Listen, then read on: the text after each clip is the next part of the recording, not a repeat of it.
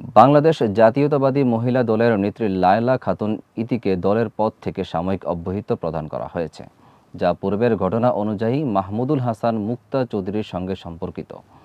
মুক্তা চৌধুরী এবং তার স্ত্রী লায়লা খাতুনের বিরুদ্ধে অভিযোগ রয়েছে যে তারা একটি চোরাই গরু জবাই করে কর্মীদের জন্য বিরিয়ানি রান্না করেছেন। এই ঘটনার পর সমাজের ব্যাপক সমালোচনা সৃষ্টি হয়েছে এবং তাদের বিরুদ্ধে যথাযথ ব্যবস্থা নেওয়ার উদ্যোগ নেওয়া হয়েছে। ডেস্ক নিউজে বিস্তারিত জানাচ্ছেন অরণি আক্তার। মাহমুদুল হাসান মুক্তা চৌধুরীকে দলের নীতি ভঙ্গের দায়ে বহিষ্কার করা হয়েছে এবং জেলা মহিলা দলের সভাপতি ও সাধারণ সম্পাদককে 7 দিনের মধ্যে এই বিষয়ে একটি বক্তব্য উপস্থাপনের নির্দেশ দেওয়া হয়েছে।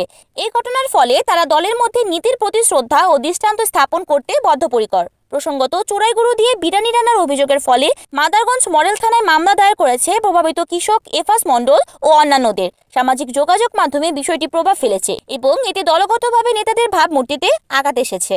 এই বিষয়টি দলের জন্য একটি গুরুতর উদ্বেগ সৃষ্টি করেছে।